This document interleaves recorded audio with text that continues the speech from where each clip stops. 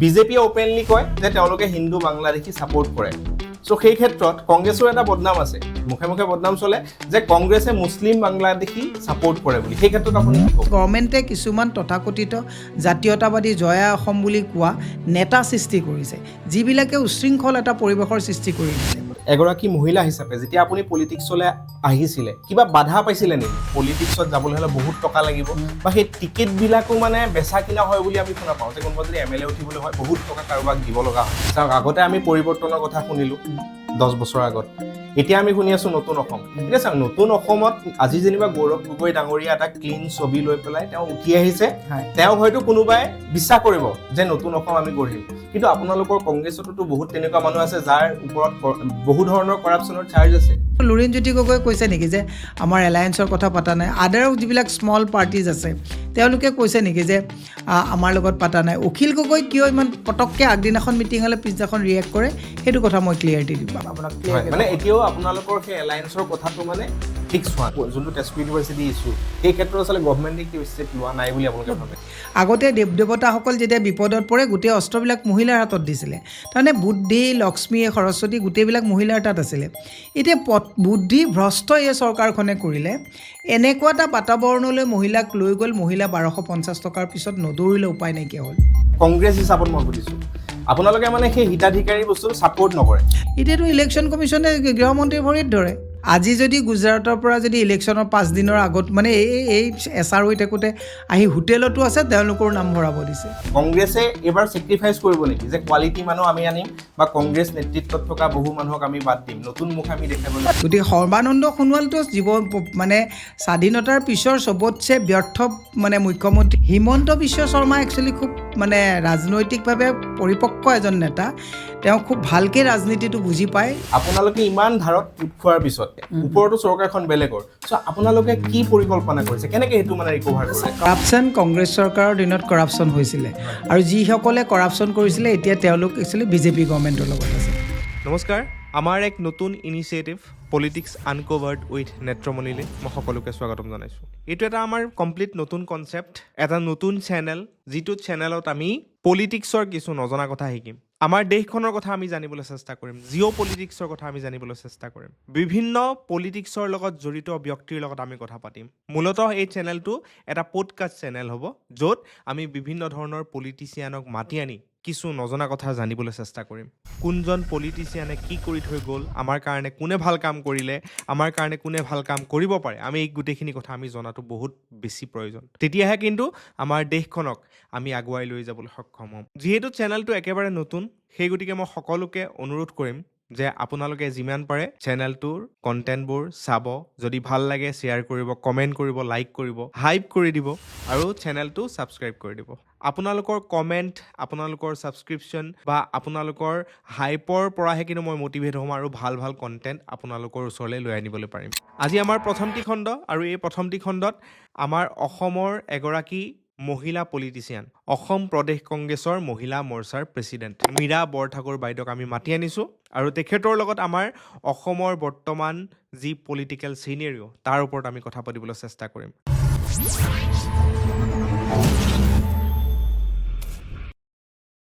নমস্কাৰ বাইদেউ প্ৰথমতে মই আপোনাক আমাৰ পডকাষ্টৰ প্ৰথমটো শ্ব'লে স্বাগতম জনাইছোঁ আৰু আপোনাক বহুত বহুত ধন্যবাদ জ্ঞাপন কৰিছোঁ যে আপোনাৰ ইমান বিজি স্কেডিউলৰ মাজতো আপুনি ইয়ালৈ আহিলে চ' আমি প্ৰথমতে আৰম্ভ কৰিছোঁ এটা প্ৰশ্ন লৈ পেলাই যে আমাৰ অসমৰ প্ৰেক্ষাপটত আমি যদি চাবলৈ যাওঁ তেতিয়া কিন্তু আমি দেখা পাওঁ যে অসমৰ মানে সেই পলিটিকেল সজাগতাটো বহুত কম মানুহে পলিটিক্স বস্তুটোক মানে এটা বেলেগ চকুৰে চাই মানে ক'বলৈ গ'লে বেয়া চকুৰেহে চাই যে পলিটিক্স কৰিব নালাগে পলিটিকেল মানুহবিলাক বেয়া সেই ক্ষেত্ৰত আপুনি এগৰাকী পলিটিচিয়ান হিচাপত আপোনাৰ কিবা কৰণীয় আছে বুলি ভাবেনে ডেফিনেটলি আছে একচুৱেলি পলিটিক্সটো মই ভাবোঁ যে পলিটিক্স শিক্ষিত সমাজৰ ল'ৰা ছোৱালীয়ে যেনেকৈ ভাবে যে মানে মই ডক্টৰ হ'ম ইঞ্জিনিয়াৰ হ'ম চাইণ্টিষ্ট হ'ম প্ৰফেচৰ হ'ম ল'ৰা ছোৱালীও ভাবিব লাগে যে মই ভাল পলিটিচিয়ান হ'ম কোৱালিটি পলিটিচিয়ান নোহোৱাৰ কাৰণে আজিৰ তাৰিখত বিধানসভাবিলাকে চাওক আপুনি দেখিছে যে তাত যোনে আইন বনায় আইন বনোৱা মানুহবিলাকে তাত যি ধৰণৰ চৰ্চা হ'ব লাগে সেই ধৰণৰ চৰ্চা নহয় নোহোৱাৰ কাৰণে কমন মানুহে ভাবে যে এইবিলাক আৰু ৰাজনীতি কৰি পেলাই লাভ নাই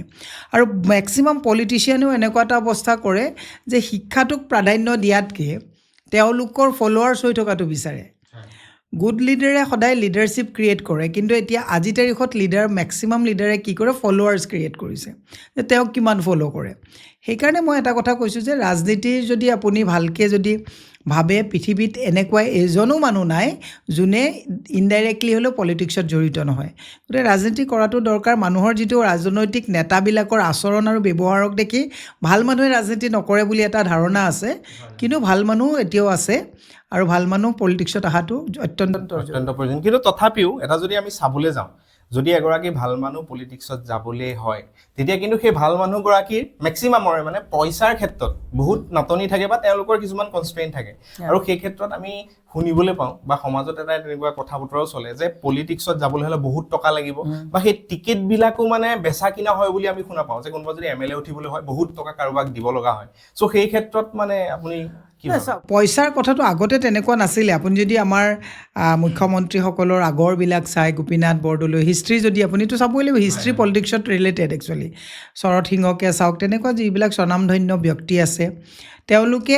কম পইচাৰেও কিন্তু ভাল নেতৃত্ব দিছে। মইতো যিমান জানা, তৰুণ গগৈ ডাঙৰীয়া এনেকুৱা আছিলে, তেল ভৰাবলৈও পইচা নাছিলে, তথাপিও তেওঁলোক থমকি ৰোৱা নাছিলে, অসমৰ স্বাৰ্থত কাম কৰিছিলে। বৰ্তমান এতিয়া এনেকুৱা ৰাজনৈতিকটো এনেকুৱা হৈ গ'ল, মানে কিবা পইচা নহ'লে যেন ৰাজনীতি কৰিব নোৱাৰিব, তেনেকুৱা এটা বাতাবৰণ আহিছে, হয়। গতিকে পইচাৰো জৰুৰী আছে। এই জৰুৰীটো মানে পইচা নহ'লে নোহোৱা কামটো, এইটো একচুৱেলি ভোটাৰাইজ বা আমাৰ যিখিনি মানুহক লৈ আমি ৰাজনীতি কৰোঁ, তেওঁলোকেও সেই সজাগতাটো আনিব লাগিব।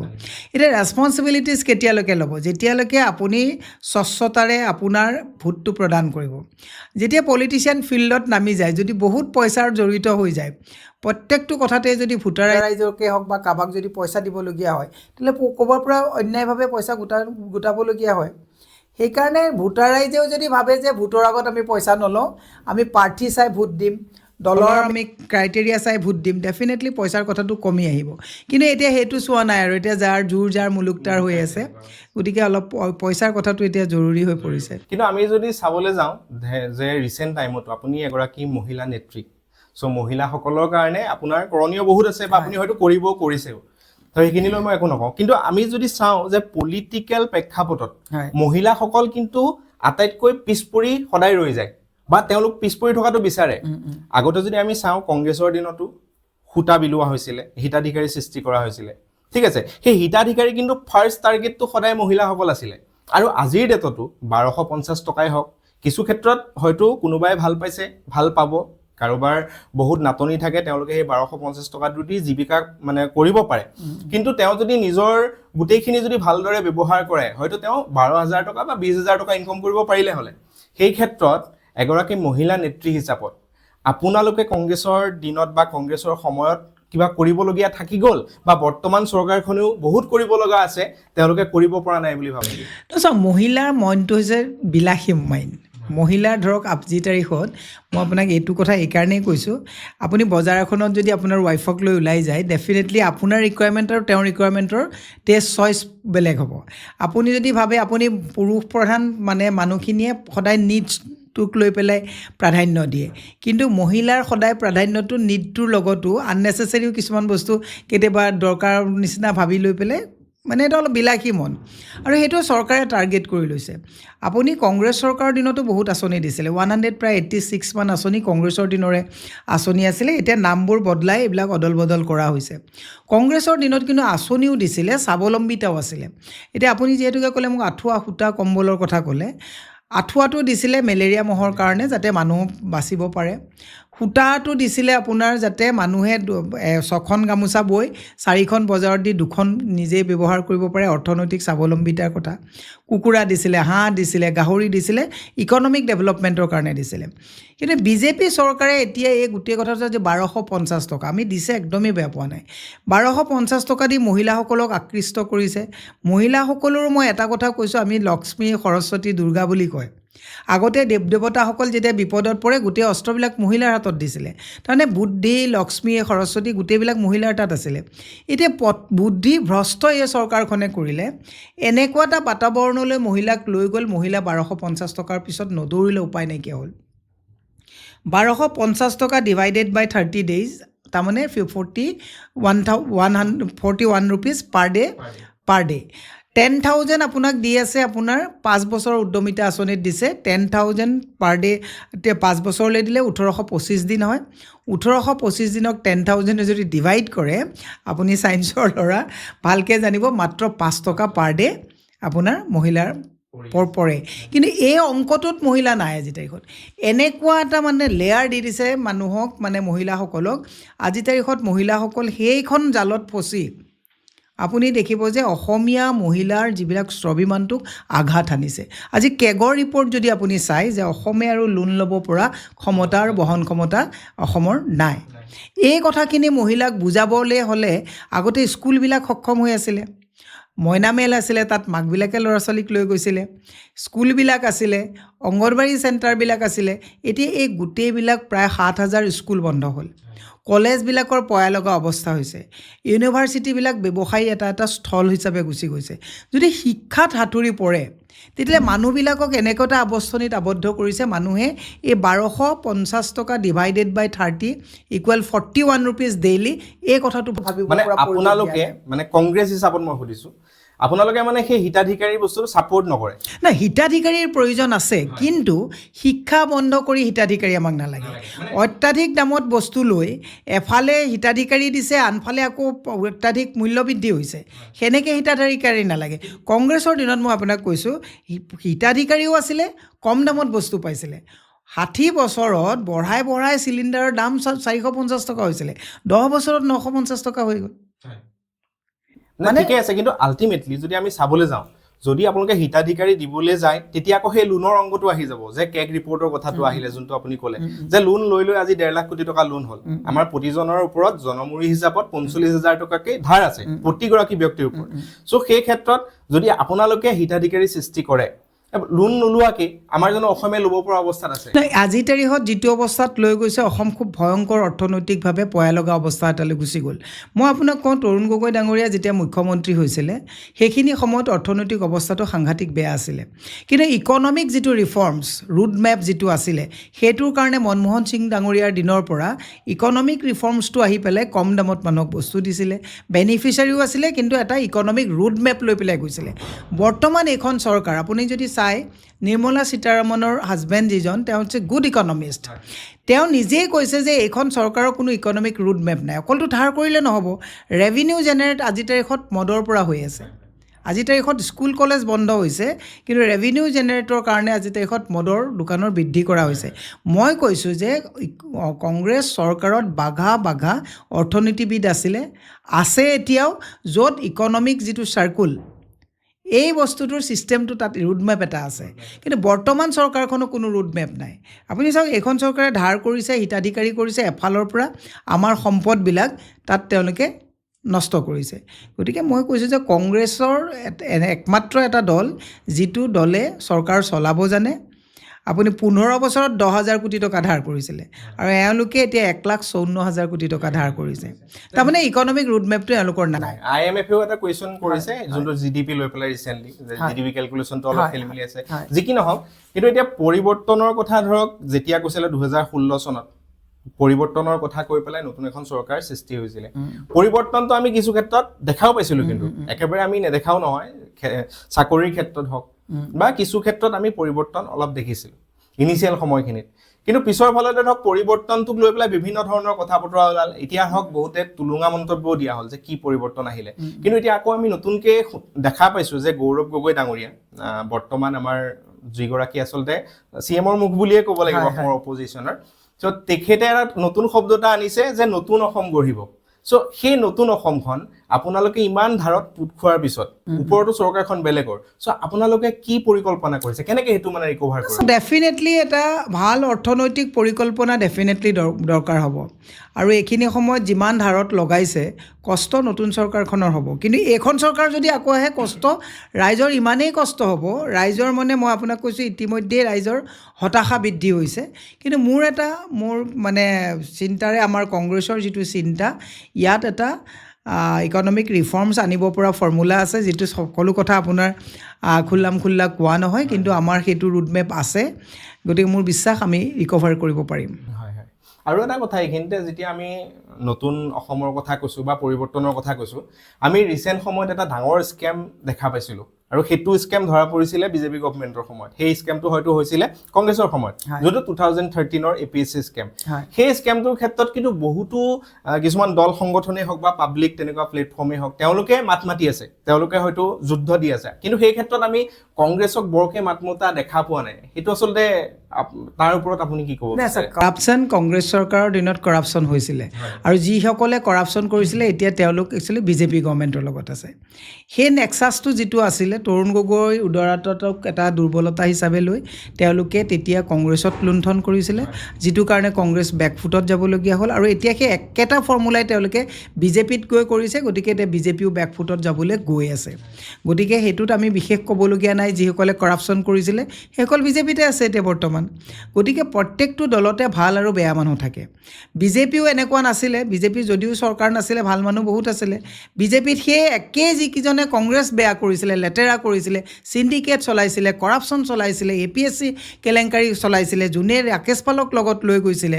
এই গোটেইবিলাক মানুহ আজিৰ তাৰিখত বিজেপিত গুচি গ'ল। গতিকে আমি এতিয়া উত্তৰ দিয়া প্ৰশ্ন নাই, সেই গোটেই উত্তৰবিলাক একচুৱেলি কংগ্ৰেছৰ পৰা যোৱা সেইসকলকে প্ৰশ্ন সুধিব লাগে। এতিয়া মই নতুন আৰু এটা প্ৰশ্ন আহোঁ আমাৰ অসমৰ প্ৰেক্ষাপটত, বিশেষকৈ কাৰ ওপৰত। চ' কাটো আপোনালোকে অপ'জ কৰিছিলে। অপ'জ কিয় কৰিছিলে? বহুতে কয় যে অপ'জ কৰিছিলে কাৰণ মুছলিম যোনসকল মাইনৰিটি বা ইলিগেল ইমিগ্ৰেণ্টছ তেওঁলোকক ইনক্লুড নকৰাৰ কাৰণে। চ' আৰু এটা কথা আহে যে অসমত বা গোটেই ভাৰতবৰ্ষত বিজেপিয়ে অপেনলি কয় যে তেওঁলোকে হিন্দু বাংলাদেশী ছাপোৰ্ট কৰে। চ' সেই ক্ষেত্ৰত কংগ্ৰেছৰ এটা বদনাম আছে, মুখে মুখে বদনাম চলে যে কংগ্ৰেছে মুছলিম বাংলাদেশী ছাপোৰ্ট কৰে বুলি। সেই ক্ষেত্ৰত আপুনি কি ক'ব? এইটো একদম টোটেলি মিছা কথা। আমি কা বিৰোধ কৰিছোঁ? আমি কৈছোঁ যে বিদেশী 71ৰ পাছৰ হিন্দুৱে হওক বা মুছলমানেই হওক কাকো ইয়াতে স্থান দিব নালাগে। আৰু আমাক যে তেওঁলোকে কয়, মই হিমন্ত বিশ্ব শৰ্মাক আপোনাৰ অনুষ্ঠানৰ জৰিয়তে সুধিব বিচাৰিছোঁ, ডাবল ইঞ্জিন চৰকাৰ, আপোনালোকে 65জনক পুছবেক কৰিলে, আকৌ ঘূৰাই আনি পেলাই চবকে ঘৰে ঘৰে বিলাই দিবলগীয়া হ'ল, ঘূৰাই দিবলগীয়া হ'ল। গতিকে আপোনালোকে আছাম একৰ্ডত আপোনালোকৰ মন্ত্ৰীটো আপোনালোকৰ আছাম চুক্তিৰ মন্ত্ৰী আপোনালোকৰ লগতে আছে। গতিকে এই গোটেই কথাবিলাক বিপ্লৱ শৰ্মাৰ প্ৰতিবেদন, এই কথাবিলাক যদি আপোনালোকে ঠিক ঠাক কৰি লয়, আমাৰ কথাটো আপোনালোকে কৈ থাকিব নালাগে। We are A secular party. আমাৰ কথাটো হৈছে ধৰ্ম নিৰপেক্ষ দল হিচাপে 71ৰ আগত অহা সি হিন্দুৱে হওক বা মুছলমানেই হওক সকলো থাকিব, তাৰপিছত আপুনি থাকিব নালাগে। এতিয়া তেওঁলোকে হিন্দু হ'লে বাহিৰৰ দেশৰ পৰা 6খন ৰাষ্ট্ৰৰ পৰা তেওঁলোকে ইয়াত শ্বেল্টাৰ দিব। হুৱেৰেজ আমাৰ খিলঞ্জীয়া মানুহ যিসকল আছে ভূমিপট্টাৰ কাৰণে তেওঁলোকে অনিদ্ৰাত দিন কটাবলগীয়া অৱস্থা হৈছে। এইটো ঘৰিয়ালৰ চকুৰ পানী হয়নে নহয়? হিমন্ত বিশ্ব শৰ্মাই আজি তাৰিখত 6 জনগোষ্ঠীৰ জনজাতিকৰণৰ কথা কৈছে, যিটো ছাবজেক্টেই তেওঁৰ নহয়, চেণ্ট্ৰেল ছাবজেক্ট।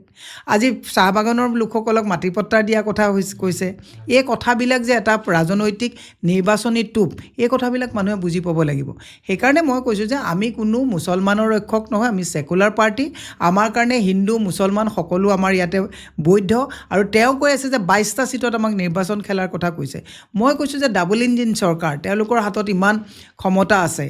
ইমান হিন্দুত্ববাদী চৰকাৰ, তেওঁলোকে যদি 22টা ছিটত যদি ইলিগেল কোনোবা যদি মানুহ তেনেকুৱা যদি সন্দেহযুক্ত মানুহ আছে, তেওঁলোকে তেতিয়াহ'লে কিয় আইনী আওতালৈ নি পেলাই কৰায়ত্ব নকৰে?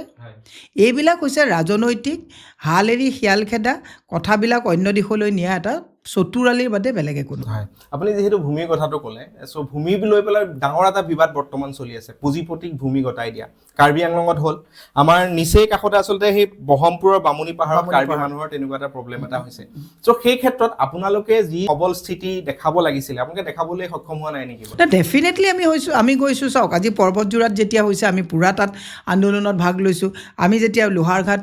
মানে বৰদোৱাৰ লোহাৰঘাটত হৈছে, তাত আমি জনগোষ্ঠীয় লোকসকলৰ লগত আমাৰ মাননীয় সভাপতি গৌৰৱ গগৈ ডাঙৰীয়া, CLP মহোদয়, তেওঁলোকে এই গোটেই কথাবিলাক প্ৰতিবেদন দিছে। আপুনি ডিমা হাছাও, কাৰ্বি আংলং, এই গোটেইবিলাকত যেতিয়া আদানী আম্বানীক প্ৰায় 57,000 বিঘা মাটি পানী দৰত দি দিয়া হৈছে। জুবিন ক্ষেত্ৰৰ কাষতে 38 বিঘা মাটি অশোক সিংঘালে শ্ৰেণী পৰিৱৰ্তন কৰি তেওঁৰ কোম্পানীৰ নামত দিছে। আমি তাত প্ৰতিবাদ কৰিছোঁ। বাট প্ৰব্লেমটো হৈছে ক'ত? যিবিলাক চেনেলত আমাৰ প্ৰতিবাদবিলাক কাবাৰটো মাধ্যমৰ জৰিয়তে যাব লাগিব, সেইবিলাক বজাবলৈ গ'লে ফোন মাৰে তেওঁলোকৰ মন্ত্ৰীয়ে যে এডভাৰটাইজমেণ্ট নাপাবি। কোনোবা যদি সাংবাদিকে লৈ যায় যে তোৰ মালিকক লগাই দিম। এই কথাবিলাকৰ কাৰণে প্ৰচাৰটো এটা মাধ্যমেদি যাব লাগিব সংবাদ গোষ্ঠীৰ ওপৰত যি ধৰণৰ ট্ৰিমেণ্ডাছ প্ৰেছাৰ চৰকাৰৰ আছে গতিকে আমাৰ প্ৰতিবাদবিলাক আজিও আমি এতিয়া তেজপুৰ ইউনিভাৰ্চিটিৰ কথাটো আমি কালি পৰহিয়াৰ পৰা আমিতো গোটেই কথাখিনি কৈ আছোঁ আমাৰ CLP মহোদয়ে বিধানসভাত উঠাইছে কিন্তু এই কথাবিলাকটোতো আপোনাৰ প্ৰচাৰ যিমান হ'ব লাগে হ'ব দিয়া নাই প্ৰচাৰৰ প্ৰসাৰ হোৱা নাই মই সেইটো তেজপুৰ ইউনিভাৰ্চিটিৰ ক্ষেত্ৰতে কওঁ যিহেতু মই এগৰাকী এলুমনি হয় মই তাক লৈ পেলাই বিভিন্ন ধৰণৰ ভিডিঅ' বনাইছিলোঁ বা তাত গৈ মই কথাও পাতিছিলোঁ কিন্তু আমি যদি চাবলৈ যাওঁ অপজিশ্যনৰ ফালৰ পৰাও কিন্তু দেৱব্ৰত শইকীয়া ছাৰৰ বাদ দি পেলাই প্ৰথম অৱস্থাৰ পৰা আজি 70 দিন পাৰ হ'ল কিন্তু বৰ কিবা মানে সাংঘাতিক এটা স্থিতি আমি কিন্তু দেখিবলৈ পোৱা নাই তাত যি ধৰণৰ কৰাপশ্যন হৈ আছে সেই যিগৰাকী VC বা তাৰ ফাও বিভিন্নজন জড়িত হৈ আছিলে কৰাপশ্যনত বিভিন্ন ধৰণৰ প্ৰমাণ সহকাৰে তেওঁলোকে দিলে যে কৰাপশ্যন হৈছে তাৰ পিছতো কিয় আচলতে অপজিশ্যনে এটা সবল স্থিতি লৈ পেলাই ইমান দিনে এটা সলিউশন উলিয়াব নোৱাৰে এইটো আপুনি খুব সুন্দৰ প্ৰশ্ন সুধিছে আজিকালি এটা মানুহৰ মাইণ্ডছেট হৈছে ষ্টুডেণ্টেই হওক ফেকাল্টিজেই হওক বা যিসকল মানে শিক্ষক সমাজেই হওক তেওঁলোকৰ এটা কথাটো হৈছে যে পলিটিকেল হোৱাটো নিবিচাৰে আমিতোতো গ'লে পলিটিকেল মানুহ আমিতোতো এতিয়া গ'লেতোতো আৰু কিবা ঢাকি ঢুকি যাব নোৱাৰোঁ আমিতো পলিটিকেল মানুহ তেওঁলোকে বহু অনুষ্ঠানে আমাক পলিটিকেল হোৱাটো নিবিচাৰে গতিকে আমি সেইকাৰণে বহুদিনৰ পৰা এই বস্তুখিনি নিৰীক্ষণ কৰি গতিকে আমি ইনভলভমেণ্টটো আমাৰ পৰা যেতিয়ালৈকে নিবিচাৰিব আমি এখন বিশ্ববিদ্যালয়ত এণ্ট্ৰি কৰিবলগীয়া হ'লে যদি ছাত্ৰ সমাজে পলিটিচাইজ হোৱাটো নিবিচাৰে তেতিয়াহ'লে আমাৰ অলপ বাধা আহে গতিকে শেষত তেওঁলোকে যেতিয়া বুজি পালে যে বিৰোধীৰ এটা সাংঘাতিক ৰুল আছে তেতিয়া তেওঁলোকে নিজেই যেতিয়া আমি যোৱাটোত বেয়া বাধা দিয়া নাই তেতিয়া আমাৰ ইনভলভমেণ্টটো আমি দেখাইছোঁ গতিকে যেনেকৈ ধৰক জুবিন গাৰ্গৰ হত্যাৰ ক্ষেত্ৰত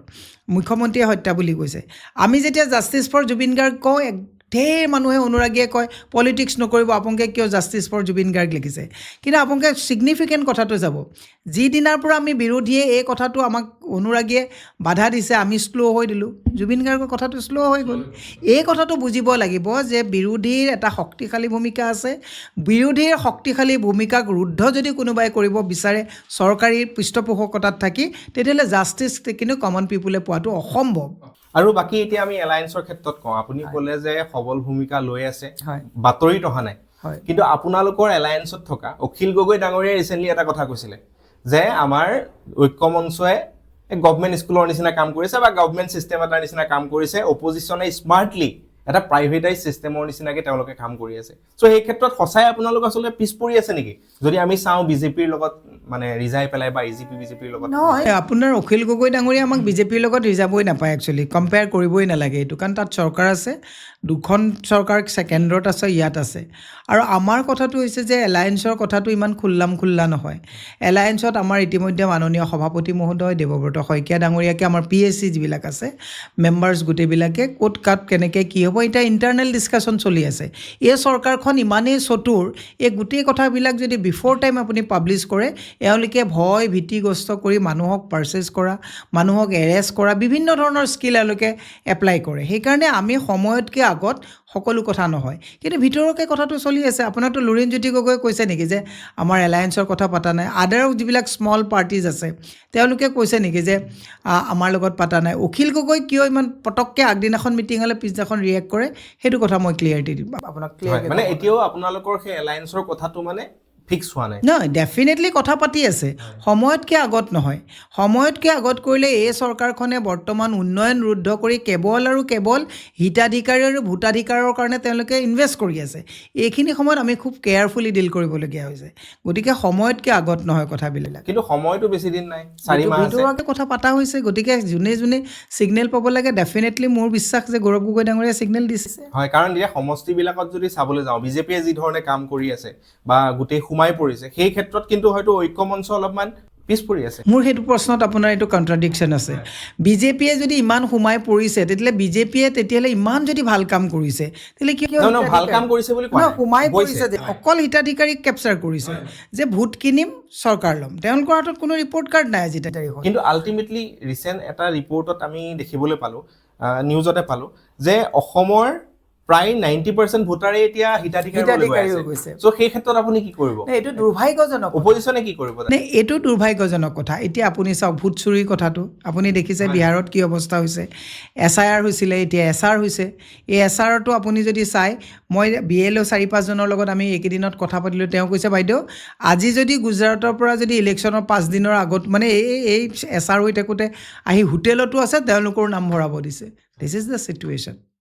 এইটো চিটুৱেশ্যনত বহুত কেয়াৰফুলি ডিল কৰিবলগীয়া হৈছে বিৰোধীৰ সন্মুখতো বহুত প্ৰত্যাহ্বান আছে এইখিনি নেওচি কাম কৰিবলগীয়া হ'লে অখিল গগৈ ডাঙৰীয়াকে প্ৰমুখ্য কৰি সকলোৱে কেয়াৰফুলি যাতে গভৰ্ণমেণ্টৰ যাতে জালখনত কোনেও ভৰি নিদিয়ে তেনেকৈ কাম কৰিব লাগে আৰু দ্বিতীয় কথাটো হৈছে গভৰ্ণমেণ্টে কিছুমান তথাকথিত জাতীয়তাবাদী জয়া অসম বুলি কোৱা নেতা সৃষ্টি কৰিছে যিবিলাকে উশৃংখল এটা পৰিৱেশৰ সৃষ্টি কৰি দিছে আপোনাক মই নাম নক'লেও আপোনালোকে গম পাব যে পেকেজত কিছুমান জাতীয়তাবাদী জয় আই অসম মোৰ ৰাইজনীক বচাব লাগে বুলি এনেকুৱা কিছুমান তথাকথিত উদীয়মান যুৱকক নেতা সজাইছে টিভিও সজাইছে এইবিলাকেও এটা পৰিৱেশ সৃষ্টি কৰিছে গতিকে আমি কেয়াৰফুলি আগবাঢ়িব লাগিব যাতে অসমখন আৰু ধ্বংস নহয় হয় মানে কেয়াৰফুলি আগবাঢ়িব ঠিক আছে কিন্তু সময়টো যে নাই আমি আগবাঢ়ি আছোঁ আপোনাৰ আমাৰ কমপ্লিটলি অল 126ত আমাৰ বুথ কমিটি হৈ গৈছে হয় গতিকে ইলেকশ্যনটো বুথে জিকাব আপোনাক পাব্লিকে যিটো আনিব পাব্লিকে আজি তাৰিখত পাব্লিকে জানে স্মাৰ্ট মিটাৰৰ মাধ্যমৰ ড্ৰাগছ মদৰ যি আগ্ৰাসন চলিছে স্কুল কলেজ বন্ধ হৈছে শৈক্ষিক মানে অনুষ্ঠানবিলাকত চৰকাৰী হাতুৰা আৰু হিন্দী বলৰ হাতুৰি চলিছে গতিকে ভোটাৰ ৰাইজ যিখিনি কমন ভোটাৰ ৰাইজ আছে তেওঁলোক এলাৰ্ট চাওক মই গুৱাহাটীত ইলেকশ্যন খেলিছোঁ 24ত 6.5 লাখ ভোট পাইছোঁ আৰু 1,10,000 ভোট পালে মই জিকিলোহেঁতেন তাৰমানে আপুনি এটা কথা জানক যে কংগ্ৰেছৰ অৰ্গেনাইজেশ্যন আছে পাব্লিকো আমাৰ লগত আছে কিন্তু আমাৰ এই যে যিখিনি এটা ছেকশ্যন তেওঁলোকে হিতাধিকাৰী কৰিছে এই মানুহখিনিক বুজোৱাৰ ক্ষেত্ৰত ক্ষিপ্ৰতাৰে আমি বুজাব লাগিব যে এই যে চামুচেৰে দি বেলচাৰে নিছে এই কথাটো তেওঁলোকে বুজি পালে ভাল হয় আপুনি ভোট চুৰিৰ প্ৰসংগটো আনিলে সো বিহাৰত সেইটো লৈ ডাঙৰ এটা ৰিভলিউশ্যন অহাৰ নিচিনা আমি দেখিবলৈ পাইছোঁ বিশেষকৈ নিউজত আমি দেখি আছিলোঁ বিহাৰত অমুকটো হ'ল কিন্তু আল্টিমেটলি বিহাৰত কিন্তু NDA চৰকাৰ গঠন কৰিবলৈ সক্ষম হ'ল আৰু বৃহৎ ব্যৱধানত সো সেই ক্ষেত্ৰত আপোনালোকে কি কয় মানে ক'ত আচলতে মানে গোটেই ডিফাৰেন্সটো আহি গ'ল এই কথাটো আপুনি মানুহৰ মাজলৈ লৈ গ'লে মই খুব ভাল পাম এতিয়া ইলেকশ্যন মানে চলাইছে কৰ্পৰেটে চলাইছে আপুনি আদানী আম্বানীয়ে ফাইনেন্সত এটা ইলেকশ্যন চলাবলৈ ডিউৰিং ইলেকশ্যন 1,50,00,000 মানুহ মহিলাৰ একাউণ্টত 10,000 টকাকৈ সোমাইছে ইজ ইট পচিবল বিহাৰৰ নিচিনা এখন দুখীয়া ৰাজ্যত 1.5 কোটি মানুহৰ মহিলাৰ একাউণ্টত ইলেকশ্যনৰ 7 দিন আগত 10,000কে টকা সোমাইছে আৰু কৈছে যে ভোট দিয়াৰ পিছত 2 লাখকে টকা পাব অকল 7 দিনৰ আগত সোমাইছে নেকি এইটোতো কোড অফ কণ্ডাক্ট চলি থকা আপুনি ধূপৰথীৰ গোটেই সেইটো চাব আপোনালোকে আৰু ইলেকশ্যনৰ গোটেই মানে ইলেকশ্যনৰ ওপৰত আজি কমপ্লেইন দিবলৈও আইনবিলাক এনেকুৱাকৈ বনাই ল'লে কোনো ধৰণৰ কমপ্লেইন আপোনাৰ তাত মানে ভেলিড নহয় তাৰমানে এনেকুৱাকৈ আইন কিছুমান বনাইছে গতিকে আমাৰ হাতত বৰ্তমান কৰিব পৰা এইকাৰণেই নাই কৰিব পৰা কিছুমান ৰাইজে এই এটা হ'লে অতি হ'লে অন্ত হ'ব কিন্তু গোটেই ছিষ্টেমবিলাক কলাপছ আজি তাৰিখত ইলেকশ্যন কমিশ্যনটো কিবা বিজেপি মৰ্চা হোৱাদি হৈ গুচি গ'ল আপুনি ইলেকশ্যন কমিশ্যন যিজন চিফ ইলেকশ্যন কমিশ্যন তেওঁ গৈ পেলাই অমিত শ্বাহক ভৰিত ধৰি গামোচা দিছে আগতেতো এইবিলাক মানুহ ওচৰতে নাযায় তেওঁলোকে এটা গেপ মেইনটেইন কৰি ৰাখে TN ছেছনৰ নিচিনা মানুহে যেতিয়া চলাইছিলে তেতিয়া ইলেকশ্যন কমিশ্যন বুলি ক'লে চবৰে এটা মনত এনেকুৱা এটা ভাৱ আছিলে যে ইলেকশ্যন কমিশ্যনে মানে টোটেলি এটা সাংঘাতিক বেলেগ বস্তু এটা এতিয়াতো ইলেকশ্যন কমিশ্যনে গৃহমন্ত্ৰীৰ ভৰিত ধৰে সেই ক্ষেত্ৰত আপোনালোকে চাওক আমি কৰিবৰ কাৰণেতো ৰাহুল গান্ধীয়েতো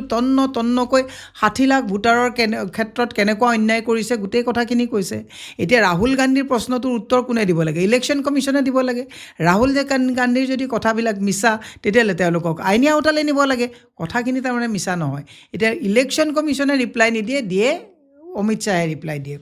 এই পৰিস্থিতিত কিছু সময়ৰ কাৰণে আমি স্তব্ধ হৈছোঁ যদিও বিহাৰত সদায় কাৰণে নহয় মানুহক অলপ সময়ৰ কাৰণে মূৰ্খ বনাব পাৰিব সদায় কাৰণে নোৱাৰিব আৰু মই আপোনাক কৈছোঁ এই যিবিলাক বেবিচাৰ চলি আছে এই ভোট চুৰিকে আদি কৰি গোটেই অন্যায় অনিয়ম চলি আছে এটা সময়ত মানুহে যেতিয়া গোটেই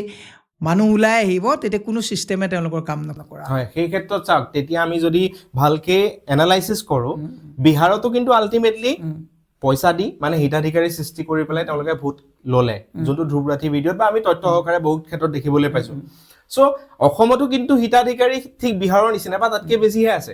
চ' সেইটো আপোনালোকে কেনেকৈ সেইটোৱে আমি সেইকাৰণে সকলোকে আমি এটা কথাই জনাব বিচাৰিছোঁ যে এইবাৰ এই যে যিটো কেগে ৰিপৰ্টটো দিলে যে অসমে আৰু ঋণ ল'ব পৰা অৱস্থাত অসম নাই, এইটোতো মই কোৱাৰ কথা নহয়। অসমৰ যদি মাতৃ সমাজে এই কথাখিনি বুজি নাপায়, 1250 টকাৰ যদি ধামখুমীয়াত মানুহ বলিয়া হৈ যায়, এই 7,000 যে স্কুল বন্ধ হ'ল, 7,86,000 ল'ৰা ছোৱালীয়ে ক খ পাঠশালালৈ যোৱা বন্ধ কৰিলে, অসমৰ ভৱিষ্যত কিমান ভয়ংকৰ গৈ আছে এইটোতো বুজিব লাগিব। এতিয়া আমিতো ধৰি বান্ধি আনি ভোট দিয়াব নোৱাৰোঁ, আৰু এইটো যদি নুবুজে পলিটিকেল পাৰ্টিৰ যিসকল হাই লেভেল পলিটিচিয়ান আছে তেওঁলোকে ল'ৰা ছোৱালী বিদেশত পঠাই দিব, তেওঁলোকে ক'ৰবাত কৰিব, কিন্তু আমাৰ দ্বাৰা সাধাৰণ মানুহৰ ল'ৰা ছোৱালীৰ ভৱিষ্যত কি হ'ব, ই এক বৃহৎ প্ৰশ্নবোধক। সেইকাৰণে মই কৈছোঁ যে কৰিব পৰা গোটেই ক্ষমতাটো ৰাইজৰ হাতত আছে। ৰাইজে ভোট কিনিবলৈ গ'লে কৰায়ত্ব কৰা, ৰাইজে জবাবদিহি কৰা, ৰাইজে জনপ্ৰতিনিধিৰ পৰা ৰিপৰ্ট কাৰ্ড লোৱা যে যোৱাবাৰ আপোনাক ভোট দিলোঁ, আপোনাৰ ৰিপৰ্ট কাৰ্ড দেখুৱাওক কিমান উন্নয়ন কৰিলে। কোনো জেগাত একো উন্নয়ন হোৱা নাই, ব্ৰিজ বনাইছে, ক'ৰবাত ৰাস্তা বনাইছে, it is a continuous process. এইবিলাক টেক্স পেয়াৰে টেক্স দি আছে, আমি বিভিন্ন পইচা দি আছোঁ, it is a continuous process. দলং বনিছে মানে ডেভেলপমেণ্ট নহয়, শিক্ষা মানৱ সম্পদ কিমান বনিছে, কোৱালিটি মেডিচিন আমি পাইছোঁনে নাই, ভেজাল ঔষধে গোটেইখন চানি ধৰিছে, ন্যায় আমি জাষ্টিছৰ ক্ষেত্ৰত আমি ক'ৰবাত কম্প্ৰমাইজ হৈছে নেকি, এই কথাবিলাক যদি সাধাৰণ ৰাইজে বুজি নাপায়, কেৱল বেনিফিচাৰী হ'ব বিচাৰিছে, কাইলৈ আপুনিও বেনিফিচাৰী হ'ব লাগিব। এইটোৱে হৈছে চবতছে ডাঙৰ ট্ৰেজেডি। মানে আল্টিমেটলি মানে বেনিফিচাৰীটোত আপোনালোকে অলপমান হ'লেও মানে অপ'জ কৰে, মানে অপ'জ বুলি নহয়, বেনিফিচাৰী মানে সকলো উন্নয়ন স্তব্ধ কৰি বেনিফিচাৰীটোৱে যদি প্ৰাইম হৈ যায় তেতিয়াহ'লে বাকীখিনি কৰি যাতে আমি আপুনি স্কুল যদি খোলা থাকে, ল'ৰা ছোৱালী আপোনালোকৰ নিচিনা উদীয়মান শিক্ষিত যুৱকৰ যদি আজি তাৰিখত সংস্থাপন হয়, আজি পলিটেকনিকৰ কথাটো আপুনি মোক সোধা নাই, মই নিজেই কৈছোঁ, 60জন ল'ৰা ছোৱালী ইমান উচ্চ শিক্ষিত ল'ৰা ছোৱালী, সেইবিলাক আমাৰ দেশৰ সম্পদ। এইবিলাক সম্পদক তেওঁলোকে ৰক্ষণাবেক্ষণ নিদি তেওঁলোকে ক'ত কৰিছে, 60জন মানুহক যদি আপোনাৰ বন্ধত ৰাখিছে, আৰু সেইকেইজনক যদি আমি যদি দিলোঁহেঁতেন আৰু 600 প্ৰডাক্ট তেওঁলোকে উলিয়ালেহেঁতেন, ভাল ভাল মানৱ সম্পদ তেওঁলোকে আৰু গঢ়ালেহেঁতেন। এতিয়া মানৱ সম্পদ গঢ়া ক্ষেত্ৰটোত তেওঁলোকে কনচেনট্ৰেট কৰা নাই, তেওঁলোকে ভাবিছে যে চবেই হিতাধিকাৰী হওক, আপুনিও হিতাধিকাৰী হওক, তেওঁ হিতাধিকাৰী হওক, তাৰমানে তেওঁলোকে যি ক'ব যাতে হিটলাৰৰ যিটো নীতি যে সকলোৱে ভৰিৰ আঁঠুৰ তলত থাকক, তেওঁলোকে শাসন চলাব। চাওক, আগতে আমি পৰিৱৰ্তনৰ কথা শুনিলোঁ 10 বছৰ আগত, এতিয়া আমি শুনি আছোঁ নতুন অসম। এতিয়া চাওক, নতুন অসমত আজি যেনিবা গৌৰৱ গগৈ ডাঙৰীয়া এটা ক্লিন ছবি লৈ পেলাই তেওঁ উঠি আহিছে, তেওঁ হয়তো কোনোবাই বিশ্বাস কৰিব যে নতুন অসম আমি গঢ়িম, কিন্তু আপোনালোকৰ কংগ্ৰেছতো বহুত তেনেকুৱা মানুহ আছে যাৰ ওপৰত বহু ধৰণৰ কৰাপশ্যনৰ চাৰ্জ আছে। চ' সেই ক্ষেত্ৰত আপুনি কি ক'ব? মই এটা কথা কৈছোঁ, মই সদায় কৈ থাকোঁ, সেইকাৰণে চাগে মই বিধায়ক হ'ব পৰা নাই, leader and leadership is something different. লিডাৰটো বগা চোলা তোলা লৈ MLA চেমেলে হ'লে লিডাৰ হৈ যায়, লিডাৰশ্বিপটো হৈছে গোপীনাথ বৰদলৈ, সেয়া লিডাৰশ্বিপ। হিতেশ্বৰ শইকীয়া, তৰুণ গগৈ ডাঙৰ লিডাৰশ্বিপ, তেনেকুৱা যদি আপুনি শৰৎ সিংহ লিডাৰশ্বিপ, যিবিলাক মুখ্যমন্ত্ৰী যোৱাৰ পিছদিনাখন চিটি বাছত ঘৰলৈ আহিছে, সেইবিলাক হৈছে লিডাৰশ্বিপ। তেওঁলোকে নিজৰ দেশখনৰ কথা, নিজৰ ৰাজ্যৰ কথা, নিজৰ ভাষাৰ কথা, নিজৰ সংস্কৃতিৰ কথা তেওঁলোকে বুজে। আজি তাৰিখত ভাষা কিমান সংকটত আছে আপুনি নিজে চিন্তা কৰক। ভাষাৰ ক্ষেত্ৰত আজি তাৰিখত আমি ভাষাটো কিমান পিছুৱাই গুচি গৈছোঁ, হিন্দী বলয় আগ্ৰাসন কেনেকুৱাকৈ হৈছে। গতিকে মই সেইকাৰণে কৈছোঁ, quality people should come forward to join politics. ভাল ভাল ল'ৰা ছোৱালী আহিব লাগে, আৰু ভাল মাজতো মোৰ কেতিয়াবা প্ৰশ্নবোধক হয়, যিমান মেধা IAS আছে, যিমান আমাৰ মেধা ACS আছে, তেওঁলোকতো মেধা, কিন্তু এই মেধাখিনিক যে এই মেট্ৰিকুলেট কোনোবা MLA এটা বা তেওঁৱে মন্ত্ৰী হৈ গ'লে হায়াৰ ছেকেণ্ডেৰী পাছ কৰা এটাই উদ্ভৱ কৰিব পাৰে, সেই মেধাও কিন্তু কোনো কাম নাই। ট্ৰান্সফাৰৰ ভয়ত যদি তেওঁলোকে মেধাটো যদি চকীত বহি পেলাই যদি কামেই নকৰে, তেতিয়াহ'লে অসমৰ কথা কোনে চিন্তা কৰিব? আজি বাংলাদেশীয়ে মূলৰ মানুহে অসমখন খালে বুলি ক'লে মইতো কেতিয়াও মানি নলওঁ। অসম চুক্তি হৈ যোৱাৰ পিছত আছাম একৰ্ডৰ মতে ডাবল ইঞ্জিন চৰকাৰ, মই বেলেগলৈ নাযাওঁৱেই, কংগ্ৰেছক বহুত দোষাৰোপ কৰে, ডাবল ইঞ্জিন চৰকাৰ চলি আছে। বিপ্লৱ শৰ্মা প্ৰতিবেদনখন যদি আজি তাৰিখত ইমপ্লিমেণ্ট কৰিলেহেঁতেন, তেতিয়াহ'লেতো আমি কোনো কাৰ কথাটো নাহে তাত, এভৰিথিং ইজ দেয়াৰ, তাতে গোটেইখিনি ইমপ্লিমেণ্ট হ'লহেঁতেন। জনগোষ্ঠী সুৰক্ষাৰ কথা আছে, ৰক্ষা কৱচৰ কথা আছে, থলুৱা সংস্থাপনৰ কথা আছে, ভূমি নীতিৰ কথা আছে, এই কথাবিলাকতো তাতে আছিলেহেঁতেন। সেই কামটো নকৰে। নিৰ্বাচনী আগত টোপ দিয়াৰ কামটো কৰে গতিকে কোৱালিটি লিডাৰশ্বিপ লাগে যোনে অসমৰ হিতৰ কথা চিন্তা কৰে এতিয়া পলিটিচিয়ান আহে যে আহি লোৱাৰ লগে লগে মাটি কিনিম বাগান কিনিম স্কুল বনাম ঘৰ বনাম দিল্লীত ঘৰ ল'ম বাহিৰত বিজনেছ কৰিম তেনেকুৱা যদি ভোকাটোৰ ৰাজনীতিবিদ যদি দিছপুৰত সদায় বহে তেতিয়াহ'লে আপুনি গৌৰৱ গগৈ ডাঙৰীয়াই কোৱা যিখন নতুন অসমখন কেনেকৈ গঢ় ল'ব গতিকে ছেক্ৰিফাইজিং যিটো এটিটিউড সেইটো থাকিব লাগিব নিজৰ শিপা পাহৰিব নালাগে যে মই এখন ভেস্পা চলাবলৈ সামৰ্থ্য নথকা মানুহটোৱে যদি গোটেই অসমৰ সম্পত্তি তেওঁকেই দেখিলে লাগে তেওঁতো ওচৰততো অসম ছেফ নেকি সেইকাৰণে কোৱালিটি যিটো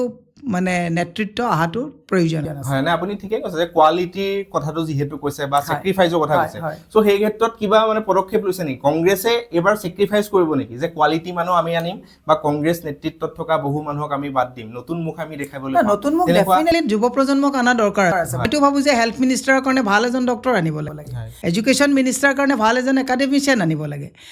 মানে এডুকেশ্যন মিনিষ্টাৰ এগ্ৰিৰ কাৰণে এগ্ৰি ইউনিভাৰ্চিটিত পাছ কৰাৰ পাছত ল'ৰাজনক টিকেট দিব লাগে মানে এই যে নাচিকাটাৰ যে এটা গান আছিলে আজকে যদি শিক্ষা মন্ত্ৰী কালকে কয়লা মন্ত্ৰী কালকে যদি কয়লা মন্ত্ৰী আজকে শিক্ষা মন্ত্ৰী এইটো হ'ব নালাগে মানে কয়লা শিক্ষা মন্ত্ৰী হ'ব নোৱাৰে হেল্থ মিনিষ্টাৰ আজি যিজন হেল্থ মিনিষ্টাৰ আছে তেওঁ হেল্থৰ বিষয়ে একো নাজানে তেওঁ হেল্থ মিনিষ্ট্ৰী এডুকেশ্যনৰ বিষয়ে এতিয়া বাৰু ৰণোজ পেগুৰ কথাটো নকওঁ দুৰ্ভাগ্যজনক কথা ইমান আত্মসমৰ্পণ কৰি দিলে আজি তাৰিখত তেজপুৰ ইউনিভাৰ্চিটি যদিও এখন চেণ্ট্ৰেল ইউনিভাৰ্চিটি আপুনি চাব নেহৰু ইউনিভাৰ্চিটি আৰু মণিপুৰ ইউনিভাৰ্চিটিত যেতিয়া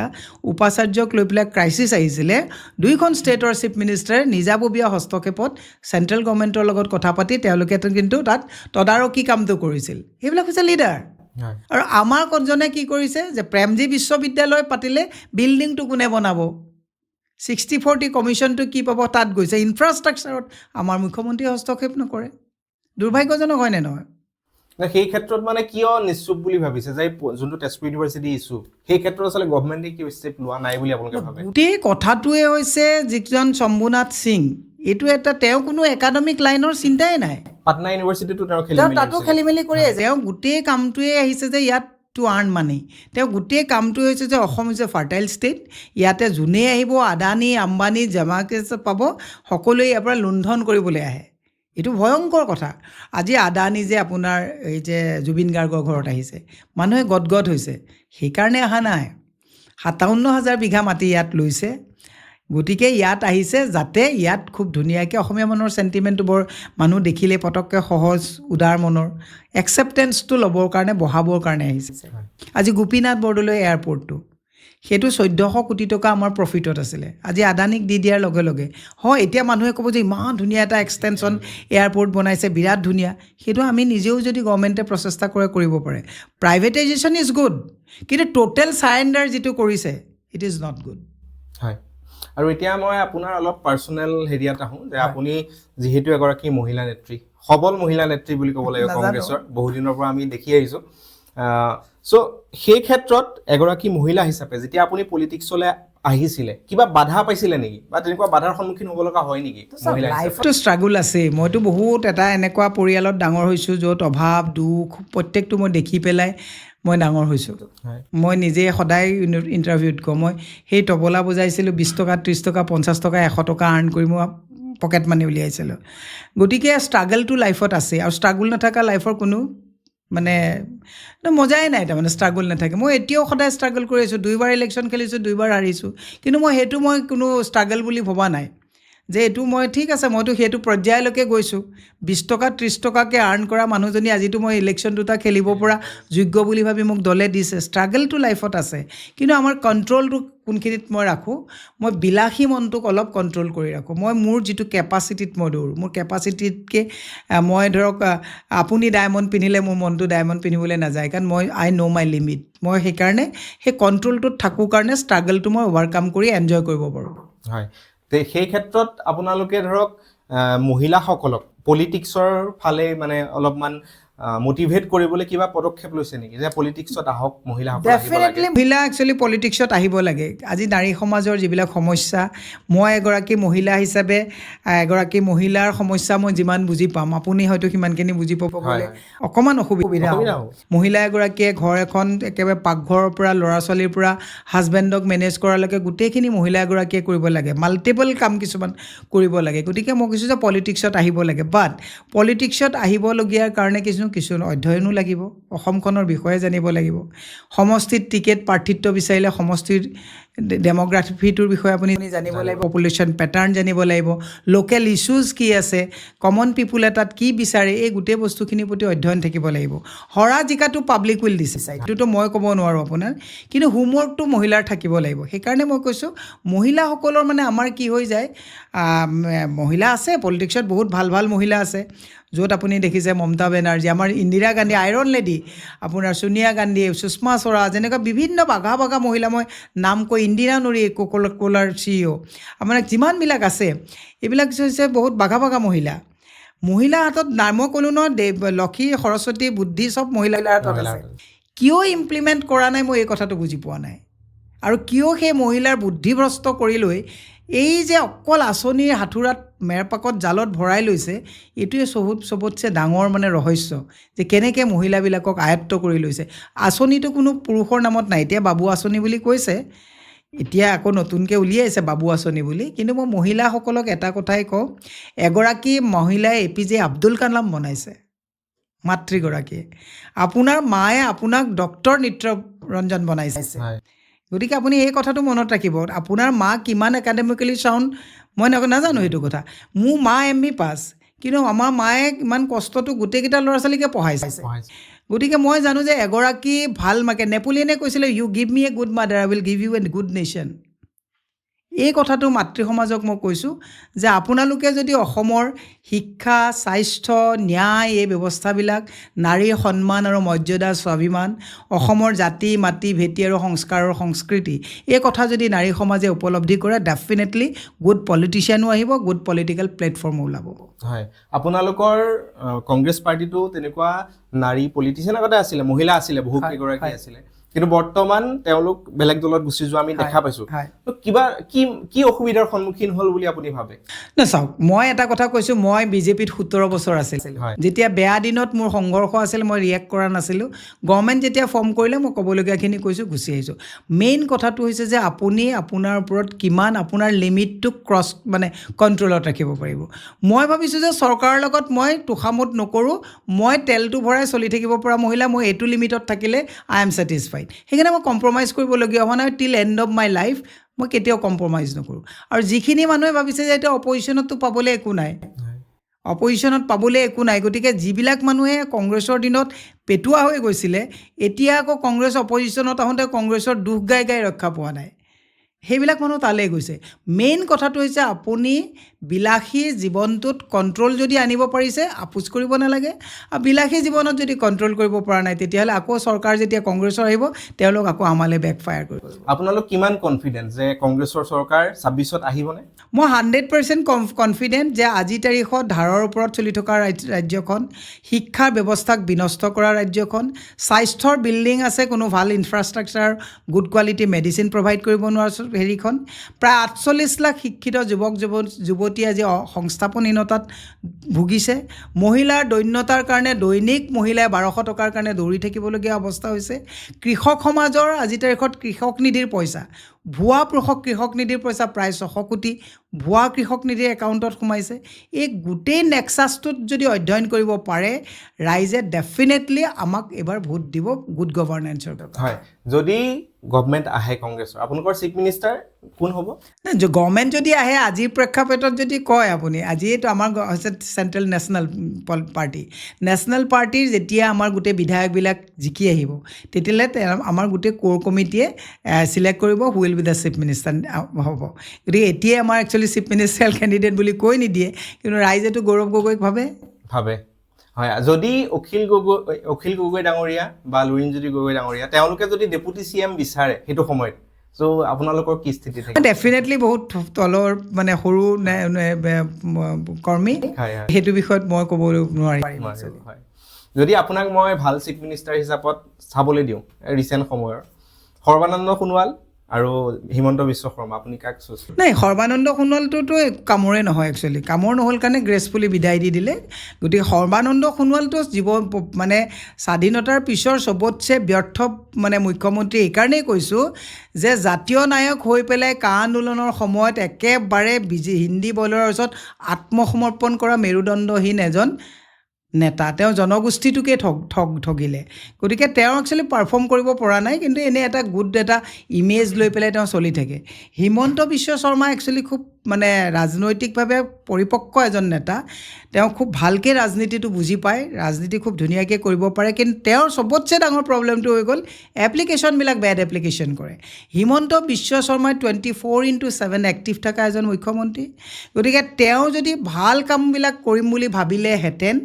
গ্ৰীডনেছটো যদি তেওঁ নাথাকিলেহেঁতেন লোভ সম্বৰণ কৰিব পাৰিলেহেঁতেন অসমত তেওঁ ভাল পাৰফৰ্ম কৰিব পাৰিলেহেঁতেন কিন্তু তেওঁ এই গ্ৰীডিনেছ যিটো আছে এই গ্ৰীডটোৱে তেওঁ গোটেই অসমখন নষ্ট কৰিলে গতিকে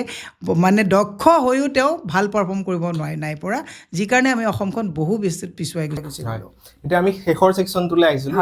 ৰেপিড ফায়াৰ ছেকশ্যন মানে আপুনি জাষ্ট চমুকৈ এনচাৰটো দিব আপোনালোকৰ কংগ্ৰেছৰ দিনত এটা কৰা ভাল কাম কওকচোন কংগ্ৰেছৰ দিনততো আপোনাৰ ভাল কাম